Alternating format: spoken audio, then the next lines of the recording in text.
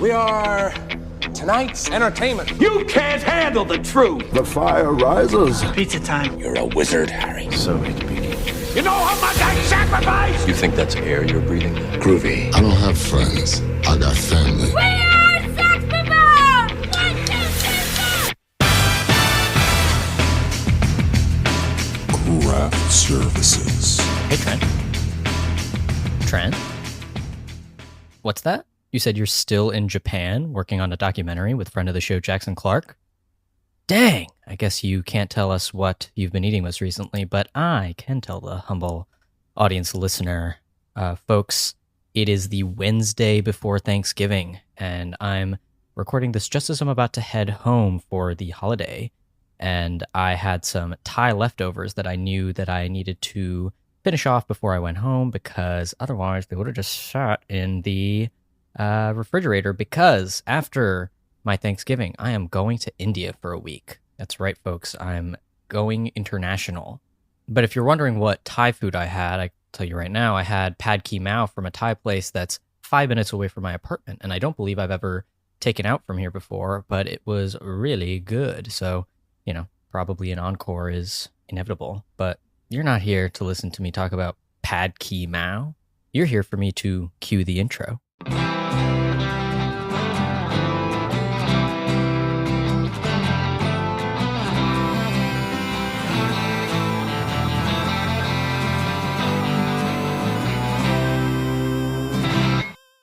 Welcome back to Craft Services, where we talk about the movies. Each week we talk about a film and hopefully have a crew member of that film to talk with us about their experience working on the picture. This week, we're doing something a little bit special. Folks, I apologize for the brief break that Craft Services has had. We've been doing some crazy things, both Trent and I. Trent is, as I mentioned earlier in this episode, he's in Tokyo right now working on a documentary with our friend Jackson. And that's pretty cool, but it also means it's sort of a podcast-free environment for him. And for me, well, the last 2 weeks I've spent producing a feature film. I'm not at liberty to discuss any details, but needless to say, I worked with some very cool people, and it was a very cool script, and it was a lot of work, it was a lot of stress, but it was a good time overall, and I can't wait to, you know, talk about a movie I've worked on this show, which incidentally brings us to this week's topic. This week, we've got an interview with Adam Volerich, director of Drink and Be Merry, our second director in a row, if you can even believe it. Adam used to be my professor at Rutgers, and I've since gone on to work for his podcast, Eye of the Duck, another good show that you should definitely check out. And then he did a little thing and directed a feature film, his directorial debut, Drink and Be Merry. And he brought me along. I started in one role and ultimately ended up becoming an associate producer on it. It was my first ever producer credit on a feature film. And for that, I will be eternally grateful to Mr. Volerich. And Drink and Be Merry is, you know, it's a little Christmas flick, which is coming out on home video. It's coming out on video on demand, and you can buy a Blu-ray of it for you physical media nerds, of which I am one. But yeah, I got to interview Adam, which is, you know, Adam's a very close friend of mine. We text maybe every day, and so it was sort of interesting to get to interview him in a more professional capacity. And I think it's a really good interview, especially for anybody listening that is interested in either directing a film or working on a film, you know, that's interested in the indie film scene. I think there's some really interesting info that would be helpful, and if not helpful, then just interesting. So why don't I just cue the interview? Take it away, Adam.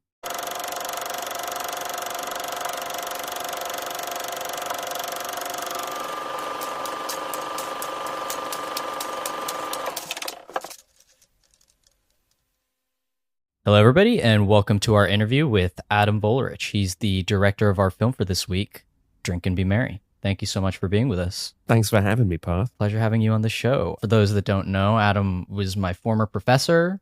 He then hired me to work on his own podcast, a great podcast, Eye of the Duck. And we've had you and your co-host Dom on the show before to talk about Revenge of the Sith. That's right. We did do Revenge of the Sith. One of our more cursed episodes from the Lost Days. Yeah.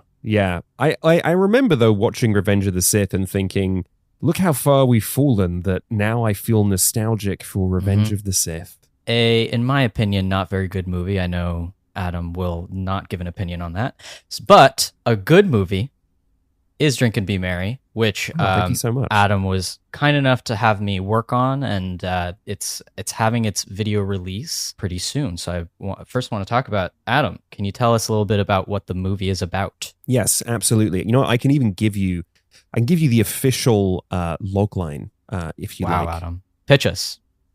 Pitch the craft services listeners.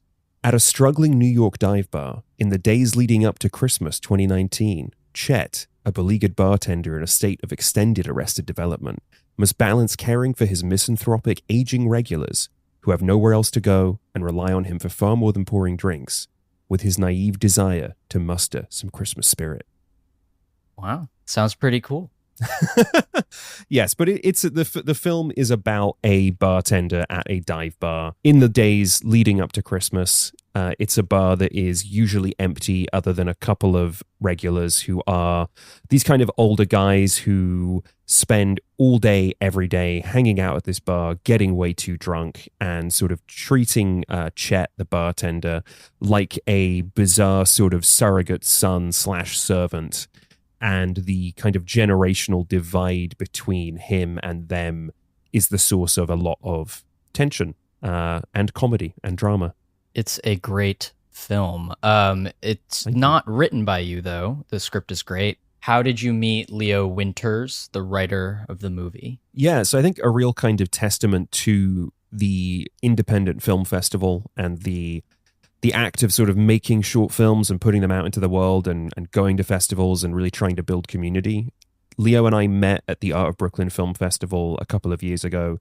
I was touring my short film, Misprint, which I directed and I co-wrote with my good friend C.D. Carpenter. And that also starred Jefferson White, the star of Drink and Be Merry. That film played at a short film block at Art of Brooklyn that was sort of all about guys who can't figure it out, guys having a really bad time and, doing bad things because of the way in which their maleness has sort of prevented them from becoming fully formed people.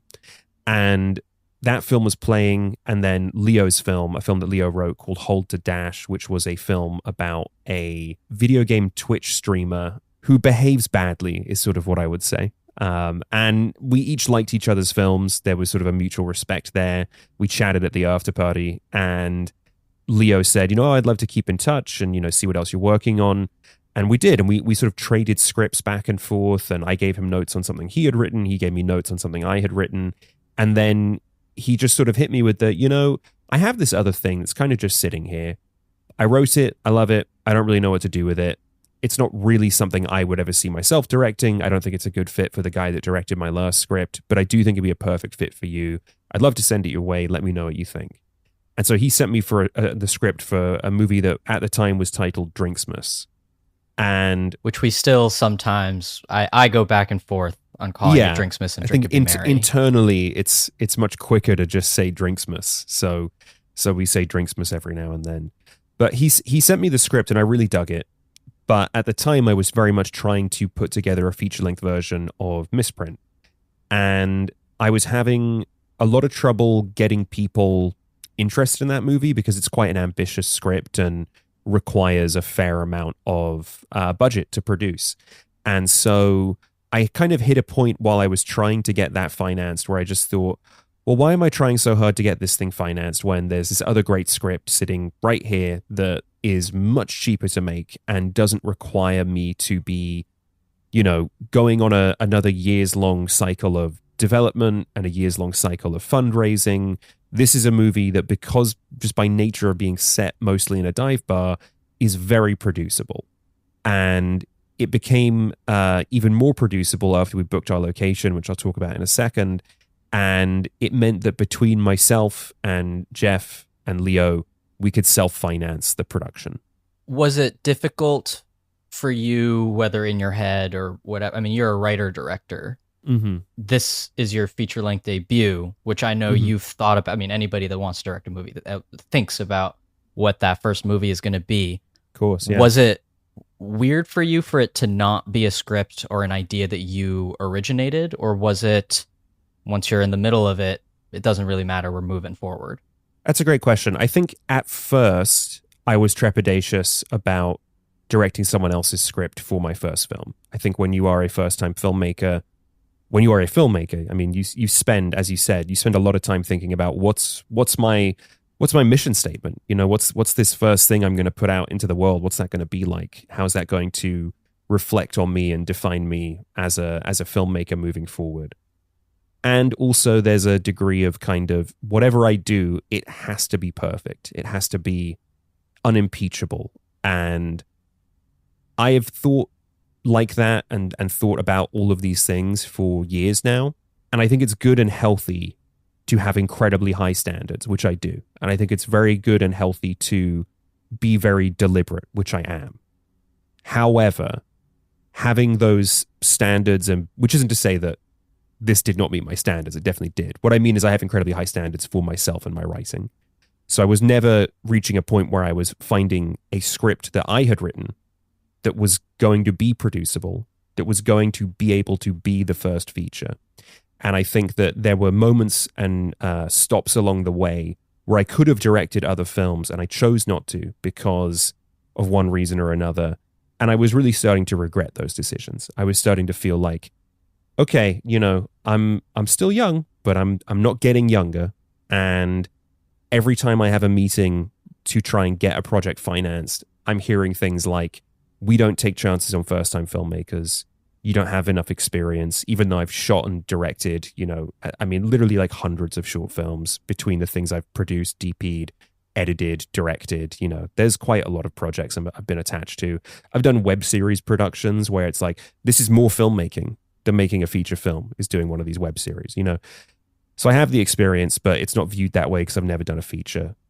And the budgets that I was asking for, people were saying, well, there's no proof that you can handle a budget of this level. You know, the highest budget thing you've done before this does not compare to what you're asking for. We need to see more evidence of what you can do.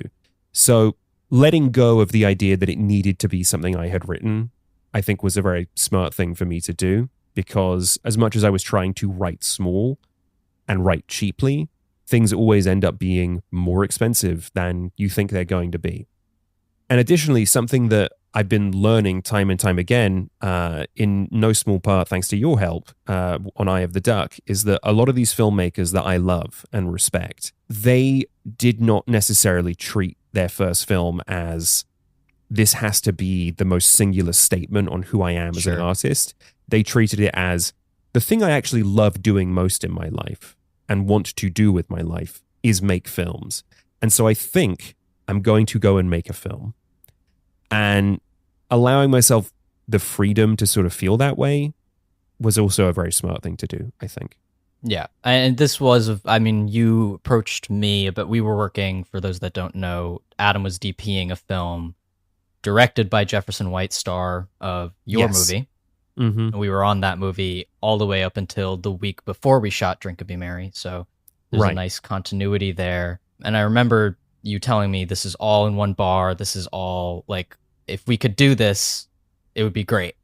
Yeah. And, you know, that's what we did. And can you talk to us about that bar and, you know, your relationship to that bar specifically? Yeah, absolutely. So we shot the film at the Ale and Witch pub in New Brunswick, New Jersey, which is one of my favorite bars on planet Earth. It is the bar that I used to hang out at when I was a student at Rutgers University. It's on the corner of Lewis and Hamilton Street in New Brunswick. I don't even know that. Well, that's because you haven't spent as many hours in that place as I have, I guess. But that's probably true.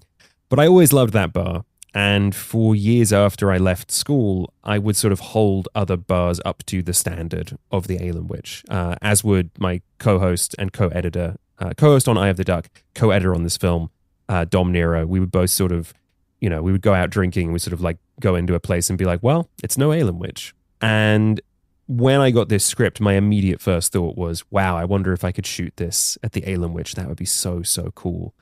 And I sent an email to Robert, who runs the place. And I think the first line of my email was something like, "I promise this isn't spam." And I said to him, "Hey, Robert, I don't know if you remember me. I'm sure you don't, but many years ago, I used to be a student at Rutgers University. And when I was hanging out at the bar, it was my favorite bar in the world. And when I shot my first short film as a student, we came to that bar for our wrap party, and we stayed up all night, and we closed the bar out. And it would mean a lot to me to be able to shoot my first film here. I'm still part of the film community there. I teach at the film school. There's going to be a lot of former students working on this crew. I'm curious what sort of rate you might be able to offer me." And we got on the phone, and he basically started by saying, "I have one question for you that's going to determine how the rest of this conversation goes." And the question was, could the bar play itself in the movie? Meaning, could the bar be called the Alien Witch Pub in the film? And to me, I'm thinking, well, I was going to do that anyway, because there's no way I'll have enough budget to replace all Change of the all the signage signs. and do all that anyway. So that was great as far as I was concerned. So I said, yeah, of course. And he said, okay, great, let's talk. And he offered me a rate that was incredibly reasonable, incredibly generous, and far cheaper than any New York bar ever would have been able to offer us, because bars in New York are open until 4 a.m. They very often will only close for a couple of hours and open back up relatively early in the day. They have a lot of business, and they're very wise to how much production takes place in New York, how much network television, how many feature films. And so if you call a bar up and ask them, what kind of rate can you offer me? Even if you're an indie movie, they're going to treat you the same way they treat everybody else, because quite frankly, they don't need your business. They can make more money keeping the bar open, or they can make more money holding out for a proper offer from a studio, which I was never going to be able to compete with. So Robert really made all the difference in making this film possible. Yeah, Robert is a great guy. I He's the too best. frequent the Alien Witch, and he still remembers us. He talks about us. He's a great guy. And part of also what made this movie producible is your friendship with Jefferson White. Yeah, I mean, the moment I read the script, I was just sort of thrilled that, like, oh, hell yeah, this is another Jeff role here. It's a great Jeff role. Something I don't actually know as an associate producer on the film. Yeah, say it loud and proud. Take the credit. associate producer on the film. It didn't start that way, just did enough work to get there. How did you approach Jeff with the script? I mean, because you guys are friends, and he has starred in your stuff before, but can you talk about that? I actually don't know how you brought that up to him. Yeah, I think we had been texting about, the future, because at that point we were, I want to say, like, around, I think what we all thought was 2/3 of the way through Caravan, but was more like halfway through, it turned out. But it was sort of getting to the point where the future was looming. What can we do next? We both love making movies. We love making movies together. Is there going to be another project? And I had been trying to get Misprint Finance, which is another film that he would have starred in. At the same time, he was supposed to go into production during our Caravan hiatus. He was supposed to go and shoot something else. That film, as a result of the SAG strikes, ended up getting delayed. And because of that push, all of a sudden there was this window that opened in his schedule. And I had sort of had Drink and Be Merry in my back pocket. And so when he told me that this other project wasn't going to be happening when he thought it was, I kind of immediately was just like, hey, I know this sounds crazy, but I actually have a script that is perfect for you. I'm going to send it to you. Give it a read. Let me know what you think. If you're into it, I think we could put this together really quickly, and, we could just go make this, and there would be a whole other film that we've made right here, right now. Did you have to pitch him at all, or was it like he read the script and was like, okay, let's go? Or did you have to sort of lay out a vision, or like, what was that? I think because there's quite a lot of implicit trust between Jeff and I at this point. I think he knows that whatever we're going to do, I'm going to, for lack of a better phrase, I'm going to do it right. I'm going to do it. I'm going to follow through. Make him look good. Yeah. So I didn't necessarily have to pitch him on, here's why the movie will work or be good. It was more pitching him on, here's why I think this would be a really fun thing for us to work on, and here's why I think it would be another sort of great example of what you and I are capable of. Like I said, you worked with Jeff on shorts, Mm-hmm. but never on a feature where he Right. was acting and you were directing. Was there anything to him that you noticed or saw that the length of a feature-length production gave to you, aside of him as an actor, on camera, off camera, whatever? I mean, one of the reasons I wanted to cast Jeff in the role is because the role requires a lot of stillness. Like, the character is very, very stuck and is literally trapped behind the physical barrier of a bar countertop, right? So to me, the contrast between Jeff as a performer and Jeff as a person versus the confines, like both physical and emotional, that the script was going to place on him, I thought was going to sort of create the best possible version of this character. And I mean, the full length of production on this was relatively short, right? I think we ended up doing, was it 9, or if we add up all the half days, is it like 9 or 10? It was 9. It was 9 days and then 2 like pick up half day type things. So about 10 days of production, right? The short film we did was, I think, 4 days of production. So it wasn't it's like double the length or so, but it didn't feel like a huge, change up for us in that regard. The same thing that happens on any project happened on this one, which is as you are making the movie, you get better at making the movie you're making. Everyone sort of gets better at doing the things that they're doing, which isn't to say that the early part of the movie of production was inferior anyway.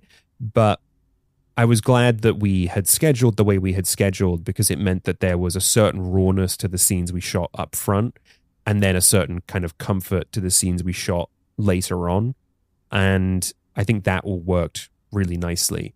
But I was certainly like impressed every single day, day in, day out by what Jeff was doing, and by his ability to kind of endure what is quite a confined scenario for an actor, and certainly for a performer who is as lively and energetic as he is. Yeah, Jeff is great. He's a friend of the show. We've had him on for Civil he's the War. best. Yeah, he's an amazing guy. Yeah. You're a credited co-DP on the movie, and you're a working DP as well. And you were working on as a DP on Jeff's movie just before this. Can you talk about putting together your visual look for the movie and what kind of influences were driving you? Yeah, absolutely. So I co-DP'd the film with Jack Mannion.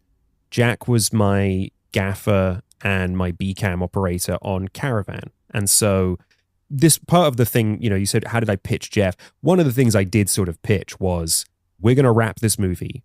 All of us are a well-oiled machine. There is no reason not to sort of just bring on basically everyone that makes sense to bring on directly onto this other production. And in the case of the camera team, I'm going to bump everyone up. Like, I'm going to give everyone a promotion, basically. Because with the exception of like one film, I have either DP'd or co-DP'd everything I've directed. And I like to do that. I like to, being a professional DP for the last, decade plus, I have a good sense of what it is I want my movies to look like. And I can direct myself much faster than I can direct other people. All that being said, when it came to this film, because this film is so performance driven and it has the largest cast I've ever worked with and the most prestigious cast I've ever worked with, I felt that I would not be able to give directing the performances and directing the image the same kind of, equal amount of attention that I wouldn't be able to normally do on other things. And I had really enjoyed working with Jack on Caravan. And we had developed a sort of great kind of shorthand and kind of implicit like understanding of what the image needed to be. So it just made sort of perfect sense to share the role with him.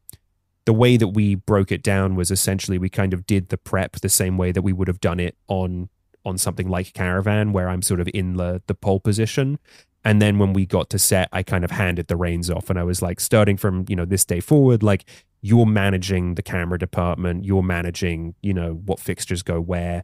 We had already made a lot of those decisions beforehand.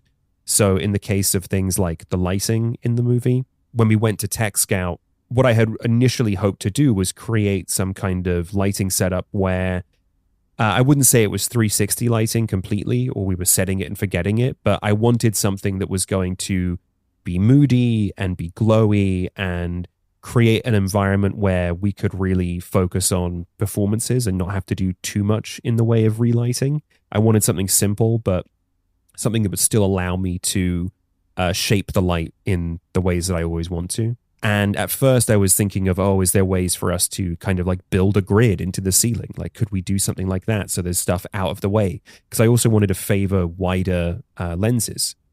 But there was no way to really make that work because the bar's drop ceiling was made of plastic, so we couldn't mount anything.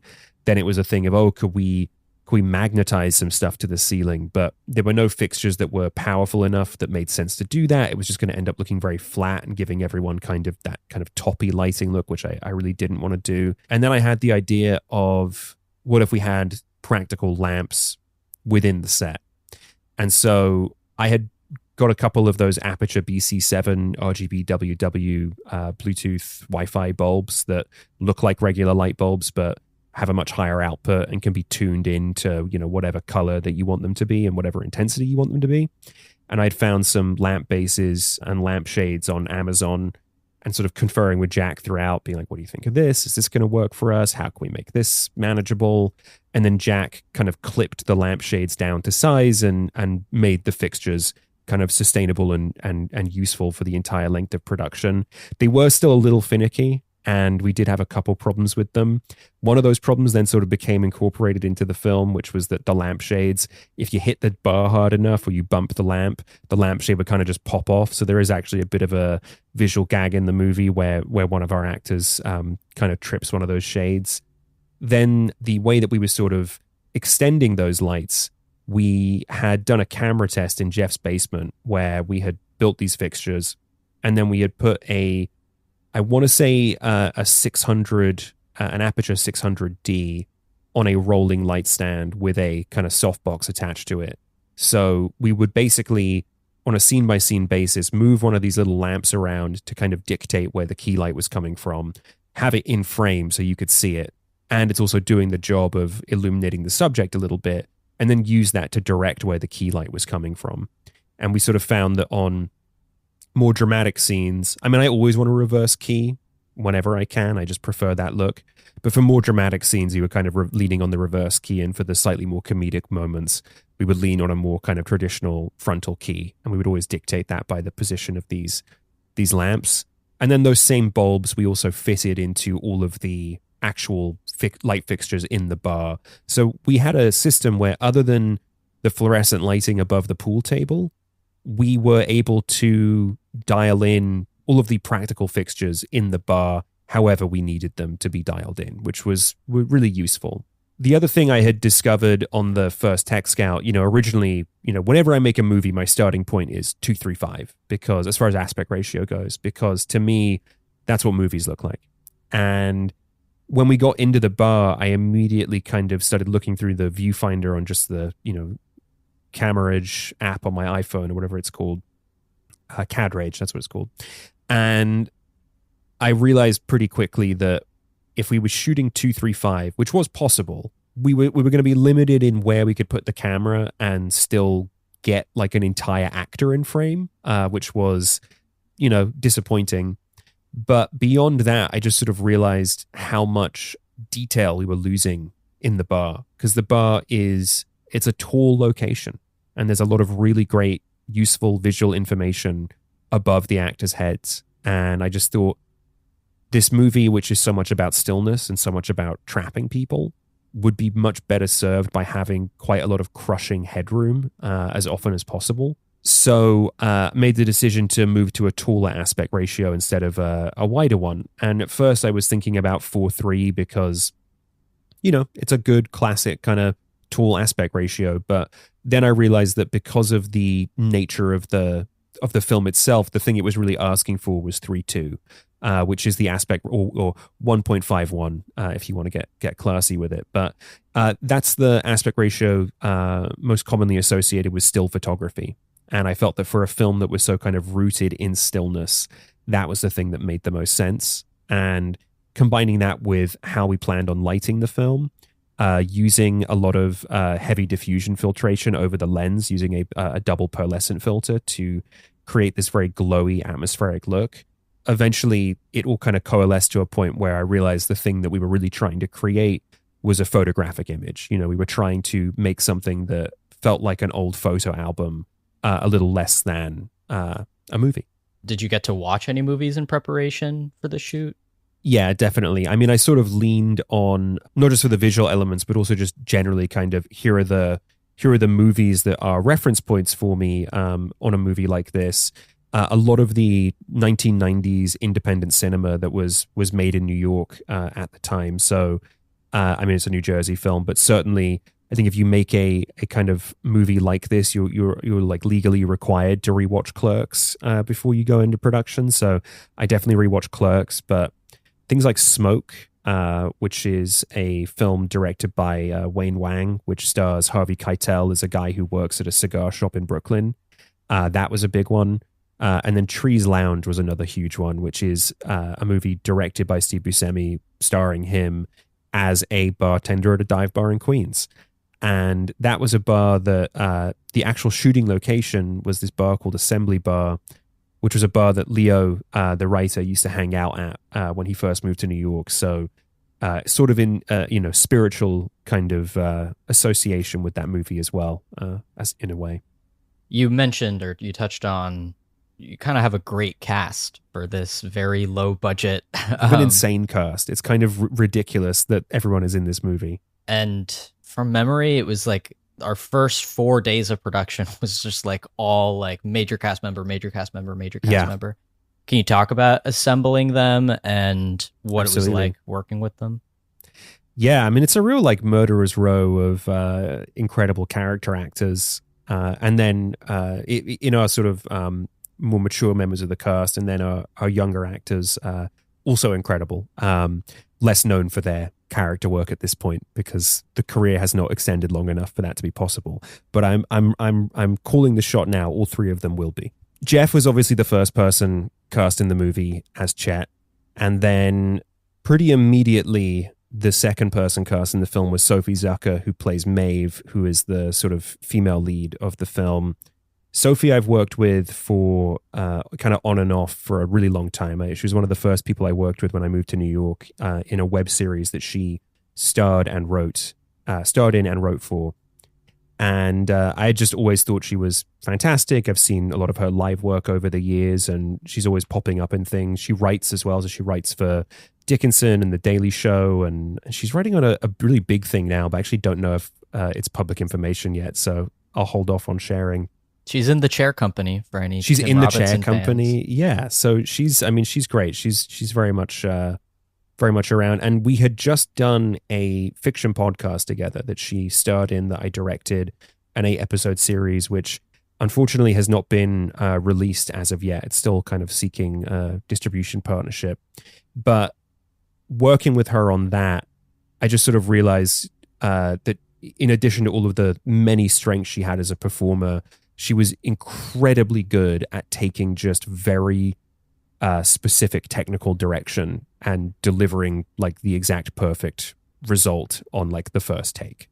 And so knowing our budget constraints and knowing just the timeline we'd be working on, having someone who was both like already a perfect fit for the role in terms of the types of characters that she plays, but also being able to work within those confines, I just kind of knew she'd be the ideal person to play that character. And so I reached out to her immediately, and she signed on. I think, I don't know if I should say this, but I'll say it anyway. I kind of figured she would want to work with Jeff because she's a big fan of the TV show Ink Master, which is produced by Paramount. And Jeff appears on an episode of, I think he's like a guest judge or something like that. And I knew that I knew that would be her reference point for Jeff, like more than anything else. Wow, he was on the biggest TV show like ever. But that's... Yes, Jeff, very famous for being on Yellowstone. But I was like, I guarantee you the thing that Sophie has watched is his episode of Ink Master. So I reached out to her, and then we began filling out the kind of expanded character actor cast from there. The first person there was Brian Anthony Wilson, whom Bear and I had worked with. And I should say Bear also worked on my short film Misprint starring Jeff. He also produced the fiction podcast Sophie was in. So there's already connections to those folks there. He had also he and I had both produced a couple of other fiction podcasts over at Criminal Content. These shows, American Hostage and The Foxes of Hydesville, and Brian Anthony Wilson played roles in both of those shows. So I had already had the pleasure of teaching him how to remotely record audio that would, over Zoom. And I had a little bit of a relationship with him there. And I had done some kind of second unit directing for some pickup roles that he'd contributed to one of those shows. And so he was the first person on that part of the cast that we reached out to. He said yes, that he was down to work with us again. I think it helped a lot that when I was pitching people on being in this movie, I got to say things like, well, it doesn't pay great because it's a micro budget indie, but all you're going to do is sit on a bar stool for a couple of days. So it's kind of a low lift, especially for someone like Brian, who was local to New Jersey. Once we had Brian and Jeff and Sophie, it became a lot easier to get people interested in working on the film because the film kind of already had some built-in credibility there. So Jeff and I have a friend, Grace Rex, who had directed a short film that Delaney Williams was in. So we reached out to her and she put us in touch with his people. And we just wrote him a really nice letter. Writing people a nice, polite letter, I think it goes a long way for an indie project. So we wrote him a letter, and he was interested in the part and agreed to sign on. And it sort of became this domino thing. It was like once you have this person and that person, then other people are excited to work with you. From there, we wrote a letter to Billy Smith, and he signed on as Pat. We wrote a letter to Pam Morgan, who Leo Winters had a previous connection with through another friend who had directed her in a short film, and she signed on. Incredibly, just through, like, it's just weird coincidence, right? Like my father-in-law has nothing to do with the film industry. However, his best friend from high school is Siobhan Fallon Hogan's husband, Pete. And so I just kind of thought, if I'm ever going to cash in this favor, like it's now. I need someone to play Jeff's mom. She would be perfect for this role. And so I reached out to him and I said, hey, like, do you think you would ever consider putting me in touch with Siobhan? I had met her at a party once and, had like a nice conversation, but I couldn't imagine that she would have remembered me. I said to him, I got this great role for her to be Jeff's mom. What do you think? And he didn't respond to me. He just put me on a group text with Siobhan. Classic dad. which is, it's like a real kind of dad, father-in-law kind of move. But we had a great phone call, and she agreed to sign on kind of right then and there. And then, of course, Griffin Newman, I had actually booked earlier on in this process. Griffin, I know because he has been a guest on Eye of the Duck a number of times, and just lovely guy, great actor. Kind of a similar thing where I read the script and I just had this thought, it was sort of written, I think, with a really big, like, beefcake kind of guy in mind.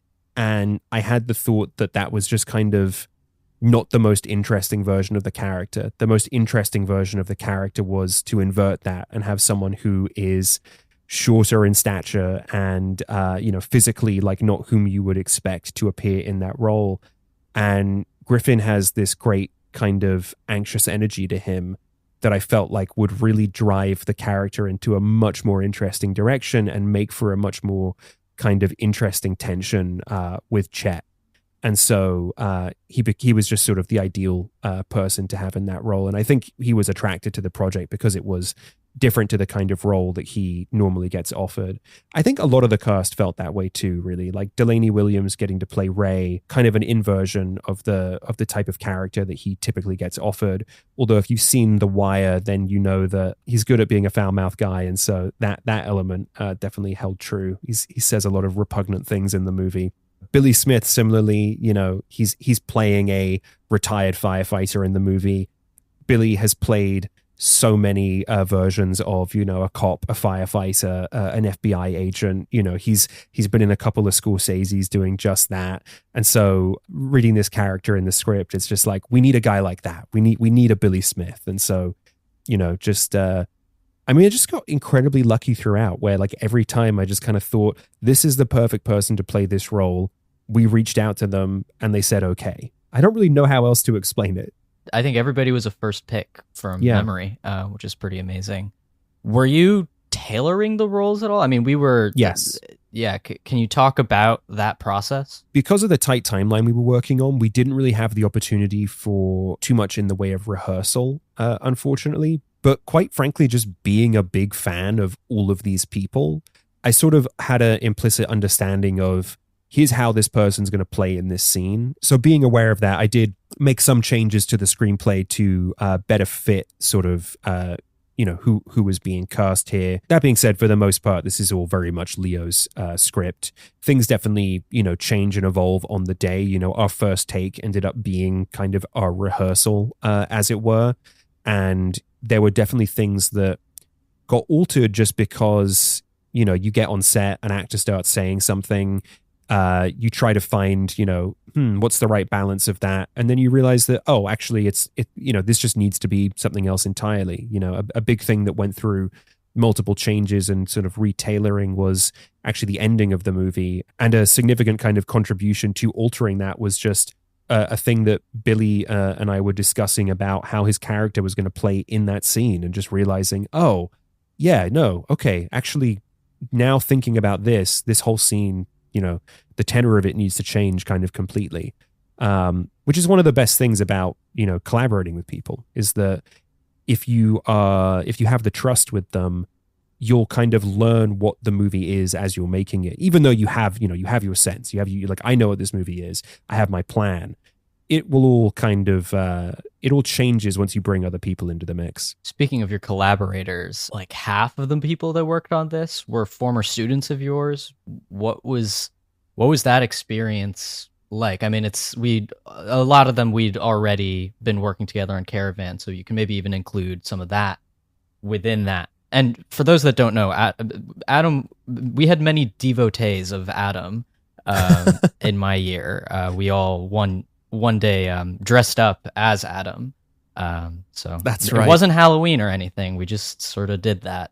You guys just all kind of pranked me. Yeah. And that being said, I do regret that there's no photograph. I know. I that. wish we got something. We all wore denim and a pin. I was amazing. honestly so overwhelmed. I was just like so shocked by the experience that I like forgot that a thing that we should have done was take a group photo. But that honestly, that all comes from me kind of like paying it forward in a lot of ways. I very much credit people like Patrick Stetner and Alan McIntyre Smith at Rutgers University, who were teachers of mine who, as I was moving through film school and making my way out into the world, offered me on-set opportunities and agreed to kind of remain in contact with me and offer me, mentorship over the years. And so Patrick eventually hired me at Rutgers to teach classes, which became a huge part of my filmmaking career, and is of course how I met you and met all of these other students. But Alan got me working on set pretty immediately. He used to send out these group emails to our classes being like, hey, I'm working on this thing. I need a camera assistant for the day. Is anyone interested? And honestly, I was kind of gobsmacked that no one else took him up on it. But I took him up on it every time. And so I started working with Alan while I was finishing out school. And I had moved to New York right after graduating. And so I started working with him on set pretty frequently and just became great friends and collaborators. And so when I started teaching, I just sort of felt like, well, the thing to do is to, when there's opportunity to do so, offer students the chance to get some hands-on on-set experience, because that's the thing that you're really going to learn from. I mean, you learn a lot in the classroom, obviously, but there's no greater teaching tool for here's how to work on a film set other than just diving right in. Yeah, exactly. So I've been doing that ever since I was teaching. When Caravan came along, that was a film where I knew that we were going to be working in a way that was a little different than, the normal kind of productions I'm working on. That was a film that mostly shot on non-consecutive weekends. It was a road trip movie. And so we were kind of shooting it like it was a piecemeal, part of the journey every time we got together to shoot. And so there was less of an opportunity really to hire long-term crew members in the way that you typically would. It wasn't the thing where I could reach out to someone who I've been collaborating with for years and say, hey, I've got, this like 8-day shoot. Do you want to come work with me? Instead, it was, I need a pair of hands this weekend. I need 2 pairs of hands this weekend. Eventually, we did sort of lock in and become a more kind of traditional crew. But at first, it felt more similar to, I have a 2-day shoot. I'm going to see if there's a student available to help me out. And so I reached out to you. I reached out to Jack Mannion. I reached out to Jackson Clark, to Cody Lawrence, and all of you came and worked with me on the camera team on Caravan. You, of course, defected and moved over to production. You betrayed me and stabbed me in the back, and I'll never forgive you. But it was just a great experience. And so because at that point we had all kind of, as I said earlier, become a well-oiled machine, it just made sense to bring everyone onto Drink and Be Merry as well. We then, of course, also picked up quite a few more Rutgers students when we moved into Drink and Be Merry, because we were shooting in New Brunswick, New Jersey, and a lot of people either were still in school and were in on-campus housing or were still living in the area. And so it just made sense, we're going to be, can you come in and do a day here? Can you do a day there? And it felt very much like when I was having, students come on for a day of a short film or a day of like a corporate production or something. Yeah. Special shout out to our PAs who all worked Absolutely. long Absolutely. hours and hard labor. Yeah, very grateful to them. But the last thing on that I'll say is that so much of making this movie felt like some kind of, narratively circular experience for me. I had gone to this school. I was now teaching at this school. I used to hang out at that bar. I was now shooting at this bar.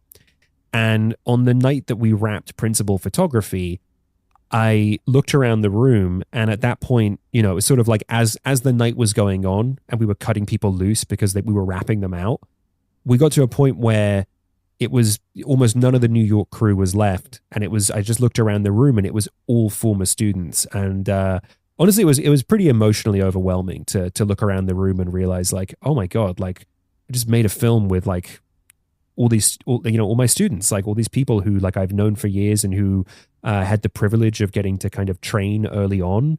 And here they are working on a feature film, and it's my feature film, and we did it together. And it was really like a lovely thing. Don't make me cry, Adam. Is there, I don't want to ask if, it's sort of a broad question. I feel like indie directors always get asked of like, what advice would you give? But I guess what I wonder is, in your opinion, it's a hard business, and not getting a movie made doesn't mean you're not trying to get a movie made. But right. What do you think, now that you've crossed a barrier or a threshold, what is it that you think separates people that are able to get it? Or like, what is there something that you think is like an it factor or something that gets them over? Or is it, pure luck? Or like how do you view it now that you've crossed that barrier? Yeah, it's a great question. As far as is there an it factor, I learned along the way that there really isn't. What I mean by that is I've worked on a lot of movies, and some of them are very good, and some of them I am very proud of, and some of them were made by very, very brilliant people who I think are just some of the most impressive filmmakers out there. And some of them weren't. Some of them were jobs for hire. Some of them were projects where I worked with someone and I just thought, this person does not have it. They don't have it at all.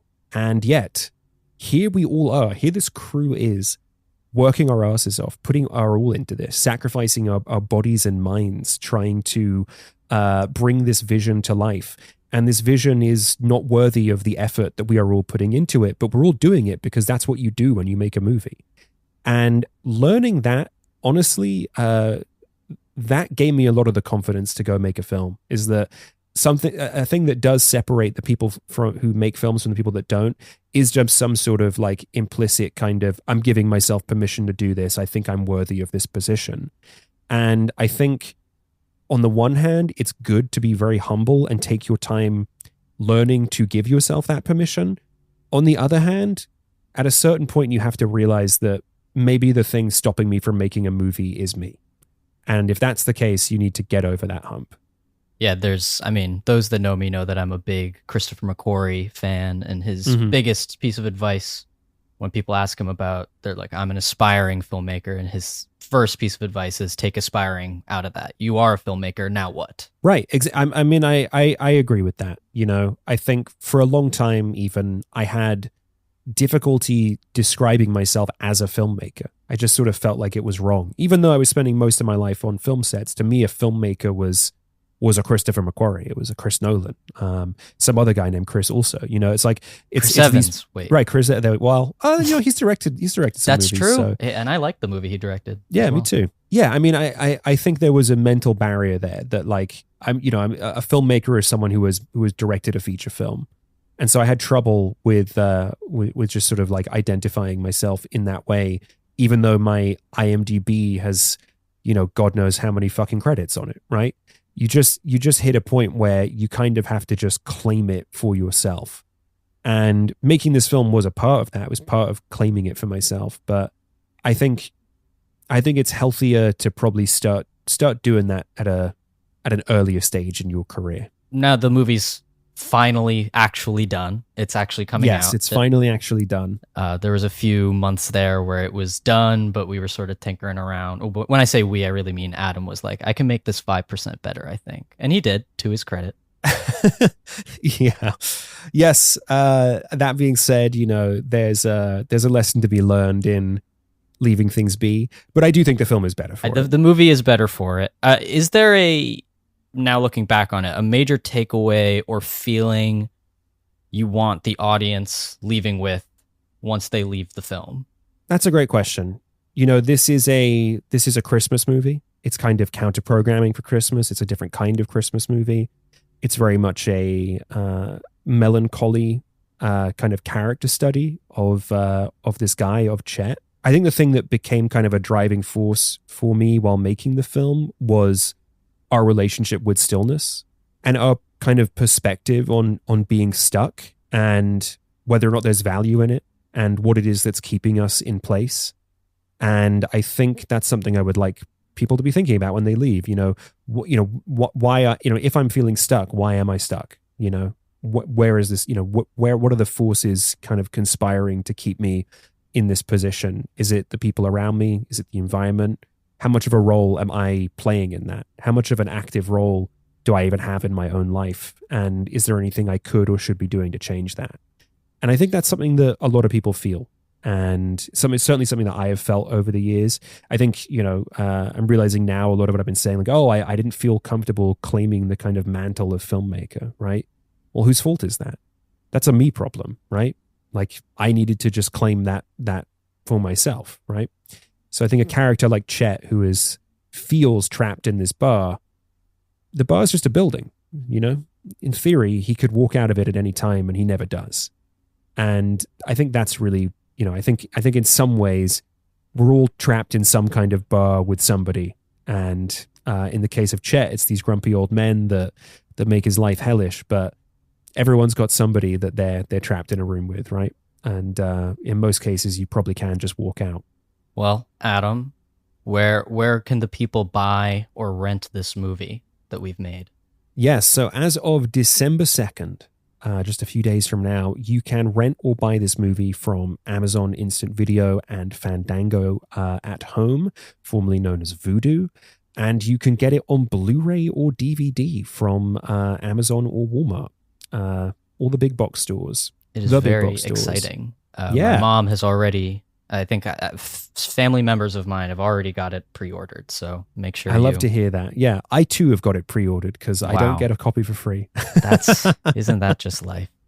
Adam, I can't let you go without asking you the big kahuna final question. Yeah. What's the last great movie you watched? It can be a rewatch or a first-time watch, but can't just be good. It has to be great. What is the last great movie I watched? Now Adam has to check Letterboxd. I do have to check Letterboxd. You can see me kind of scrolling around here. Oh, it's a tough one. I've watched a couple good ones lately. I'm trying to think of what's going to be... But were they great, Adam? Yeah, I think so. I'm trying to think what's going to be timely because it's not going to be out for another number of weeks here. But you know what? I'll say Guillermo del Toro's Frankenstein. I was lucky enough to catch that at the Paris Theater with friend of the show, Dom Nero and Nick Long. Work with both of us over at Eye of the Duck. And I just loved that movie. It was so good. It's a good time. It was huge. The scale of it was amazing. Great performances. Jacob Elordi doing some Doug Jones level physical performance, which I just never would have expected. I didn't know Elvis had it in him.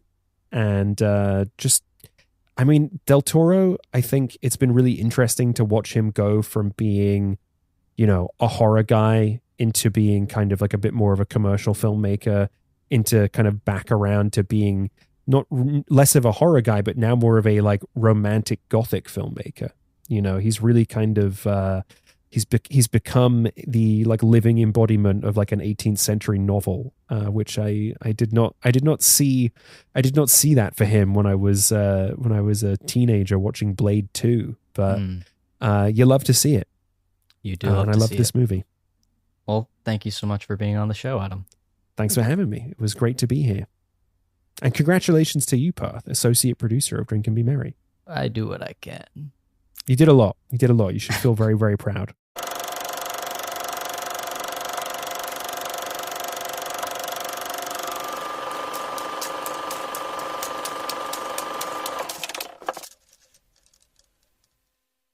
What an episode. Hi, guys. We didn't even split this one up because I wanted to promote the shit out of Drink and Be Merry. I'm very, very proud of this film, especially proud of the director, Adam Volerich, and of our lead, Jefferson White. Both friends of the show, friends of the pod, friends of mine own off-screen, off-air. I really hope you, anybody listening, goes and checks out the movie if they haven't already. I think it's a special little film, and we poured our hearts and our souls into it. And I hope anyone watching can feel that on screen, because I think I could, but I'm also biased. But yeah, thanks so much to Adam Volerich for coming on the show. This is his third time, I think. We did a Spider-Man 2 discussion, a Star Wars Episode 3 discussion, and now a Drink and Be Merry discussion. So it was great to have him on for a movie that he actually made. And I hope we can have him on again and again and again. Thank you so much to anybody that's listening. You can check us out on all your major podcasting platforms, Apple Podcasts, Spotify, Pandora, Stitcher, etc. You can also leave us a review or a rating. Preferably 5 stars. We'll take 4. You can also check us out on Instagram and Twitter. It's the 2 we've got. And as always, we usually will be out every Sunday. We have not held up our end of the bargain the last few weeks, and likely next week we're going to be taking another break for another week or 2 while Trent and I get settled back at home from the holidays. But rest assured, we've got some really cool interviews planned, cool guests, and can't wait to... we're reaching the end of the year, folks. I can't wait to bring in the new year. But that's still a little bit of a ways away. Thank you for listening. We'll see you next week.